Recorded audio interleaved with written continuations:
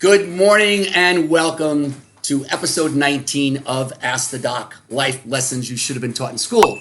Hi, I'm Dr. TonyVercillo, your host. Imagine if schools actually paid attention to identifying skills early on in life for a young student, and then promoting and leveraging those skills over the next 12 years instead of using mundane, routine nonsense that they all get, leaving the kids befuddled about life after graduation. This is why I did the podcast. I started this podcast because I recognize after 20 years of teaching in the university system that most kids just leave the university with a very little understanding of general life lessons: how to buy a car, how to buy a house, how to invest in the market, what about the future, how to invest in a 401k, what about retirement. This podcast will work for anybody, 16 to 60, that sort of stuff. But I directed it towards my students. The life lessons that kids need to succeed are just not taught in schools for the most part. And most parents just don't have enough time to teach the kids about these fundamental life lessons. Again, that's what this podcast is all about. This particular episode deals with how to resolve conflict while understanding the impact that personal bias, upbringing, stereotyping, cultural influence, exception, and even perception has on conflict. This episode is going to follow the original format, so I'm going back to the idea of a success tip followed by a stock tip, which today is going to be interesting because it's an index fund, not an individual stock, and then followed by the topic at hand. Okay, the first success tip for this week is all about or centered around having the mindset of the rich and famous.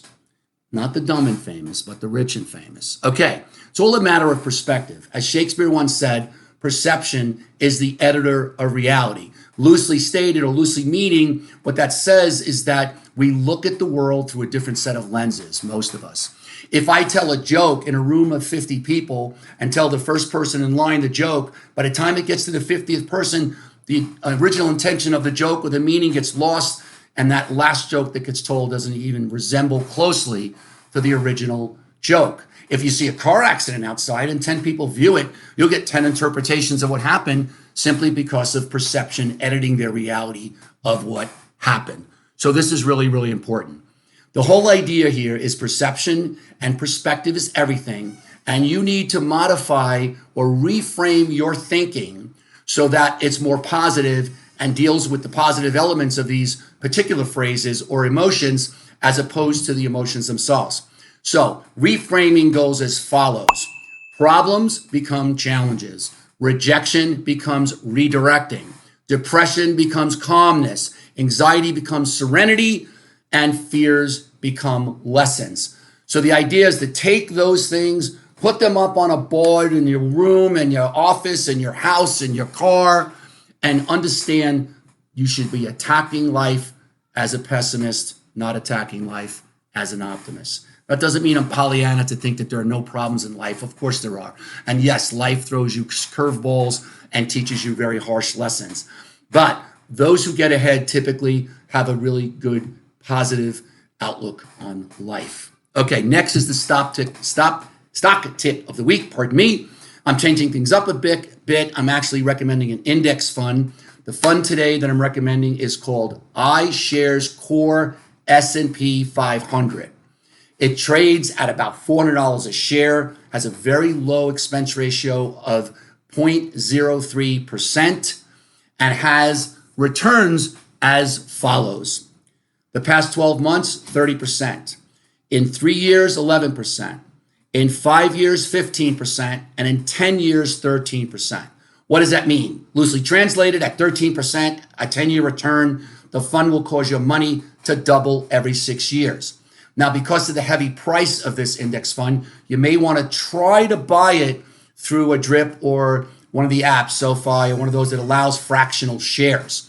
That would be the way to do it. All right, next is our discussion on conflict resolution. I will discuss the definition of conflict resolution, the causes of conflict, and finally, the best ways to resolve it. Conflict resolution can be defined as the informal or even formal process that two or more parties use to find a peaceful solution to a dispute. A number of common cognitive and emotional traps, many of them unconscious, I might add, can also exacerbate conflict and contribute to the need for conflict resolution. There are many causes of conflict, including things like personality differences, incompatible goals, perceptual anchors, differences in perspective, personal bias, greed, entitlement, deceitfulness, stereotyping, cultural influences, upbringing, political leaning, communication style differences, information conflicts, and conflicting perceptions. So that's a lot. There's a lot of causes of conflict. And most of them have to do with a difference of opinion, generally coming from the things I alluded to: background, upbringing, cultural differences, what you heard at the top of the stairs when your parents were talking downstairs, and even perceptions. When it comes to resolving conflict, don't focus on the result, the win. Focus on the habits and behaviors that you want to change in order to resolve the dispute or the conflict. Resolving conflict takes 5 critical skills and 2 additional tactics in order to resolve it in a professional and calm way. These skills include, first, active listening. As the saying goes, you have 2 ears and 1 mouth, so listen twice as much. During any sort of dispute or conflict, those who run over other people, interrupt them, and constantly don't listen get viewed as antagonistic. You don't want to do that. So active listening. 2, impartiality. Being unbiased, acting like Switzerland, okay? Taking an impartial and a neutral stance on the issues when you go into them. You shouldn't have any predetermined notions about it. Number 3, patience. Conflict resolution requires a great deal of calm and extreme level of patience.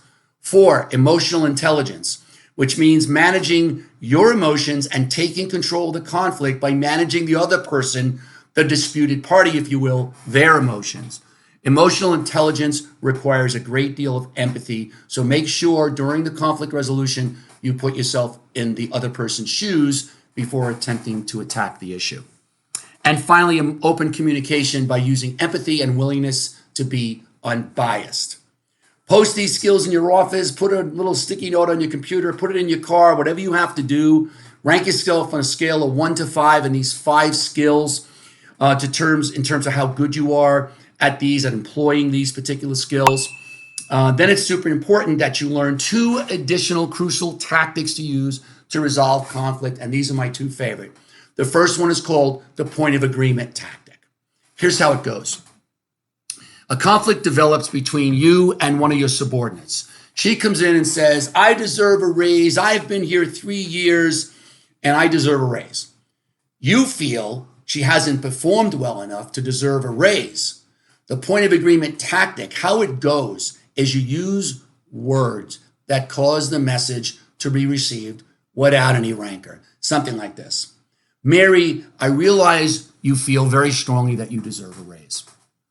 I agree with you that 2 to 3 years without a raise seems totally unfair. I also agree with you that as a company, we need to be more consistent in the application of the human resource policy associated with wage increases by not playing favorites and making sure everybody is treated fairly and equitably. All right. However, the bottom line here is you're trying to agree with them first, agree with their pain, follow up with offering your point of view. You first agree with them on a few of the issues, and then you offer your point of view. The second conflict resolution tactic is my favorite. It's called feel, felt, found. Feel, felt, found. It is another form of point of agreement, and here's how it goes. Let's now imagine that Mary comes back into your office and she says, I deserve a raise. Here's your response. Mary, let me first thank you for sharing your feelings with me today. I feel very strongly myself that we could come to an amicable solution. I have often felt exactly the way you feel right now, but I have found over the years that collaboration works better than the individualistic approach.